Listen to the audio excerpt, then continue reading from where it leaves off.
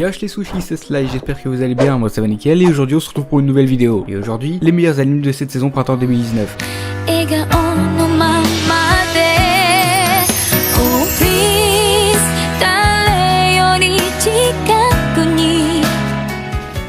On commence avec Fruit Basket. On va suivre Toru Honda qui vivait chez son grand-père depuis la mort de sa mère. Mais malheureusement, la maison de son grand-père ayant besoin de réparation, ce dernier demanda à Toru si une de ses amies ne pouvait pas l'héberger. Mais Toru ne voulant pas ennuyer ses amis, elle partit faire du camping le temps des réparations. Mais malheureusement, sans le savoir, elle posa sa tente sur les terres du clan Soma. Mais une nuit, lors d'une tempête qui frappa le Japon, Yuki et Shigur trouvèrent Toru sur leur terre. Et ils proposèrent à Toru de l'héberger pour la nuit. Mais Toru se rendit compte qu'en rentrant en contact physique avec le sexe opposé, les personnes du clan Soma deviennent les animaux du zodiaque chinois. Alors le clan Soma lui proposèrent de l'héberger pour un temps non défini, et aussi pour que le secret du clan Soma reste secret. Toru va très vite se lier d'amitié avec le clan Soma, et elle fera tout pour leur venir en aide si besoin en est. Mais elle va découvrir que le clan Soma est victime d'une malédiction. Fruit Basket est franchement sympa, j'ai pas l'habitude de regarder ce genre d'anime, et c'est pour ça que j'ai doublement apprécié, et je suis littéralement tombé amoureux de l'opening, qui est juste trop bien. À l'heure actuelle, 7 épisodes sont disponibles sur Wakanim.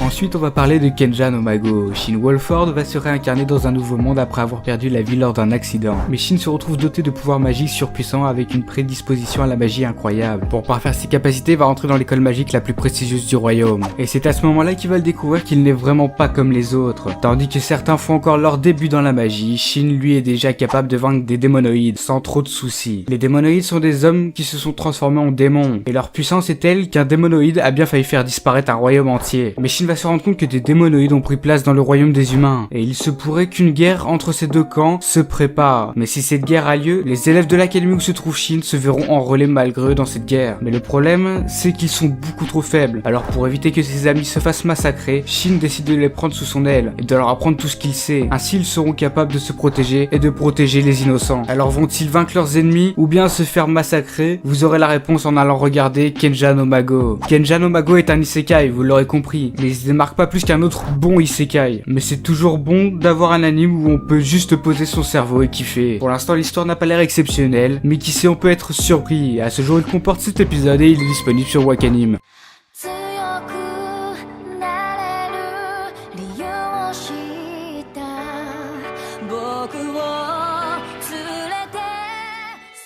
Et pour finir, l'anime incontournable de cette saison, j'ai nommé Kimetsu no Yaiba. Beaucoup de youtubeurs en ont déjà parlé, mais je ne pouvais pas faire une vidéo sur les perles de cette saison et ne pas parler de Kimetsu no Yaiba. Depuis la mort de son père, Tanjiro a pris la responsabilité de subvenir aux besoins de sa famille. Mais un jour, lorsqu'il revient du village, Tanjiro trouve sa famille massacrée par un démon. Et la seule survivante, c'est sa sœur Nezuko. Mais malheureusement, Nezuko n'est plus humaine. Enfin, une partie d'elle l'est encore. Et pour faire en sorte que sa sœur redevienne humaine et venger sa famille, Tanjiro fera tout pour retrouver le démon qui a détruit sa famille. Mais le démon responsable de cette atrocité n'est pas n'importe quel démon, il est très puissant. Et c'est pourquoi Tanjiro va suivre un entraînement des plus durs auprès de son sensei, qui fera de lui un pourfendeur de démons. Mais est-ce que sa seule force suffira-t-elle à vaincre le démon responsable de tout ça? Le plus important, réussira-t-il à rendre à Nezuko son humanité? Si vous voulez savoir une seule solution, il vous suffit d'aller le voir. À l'heure actuelle, 7 épisodes sont disponibles, et il est lui aussi disponible sur Wakanim. Alors vous en avez pensé quoi? Et dites-moi dans la liste que je viens de vous présenter, quels animes vous allez voir, ou quels animes vous avez déjà vu. Like, partage, active la cloche, et moi je vous dis sayonara les sushis.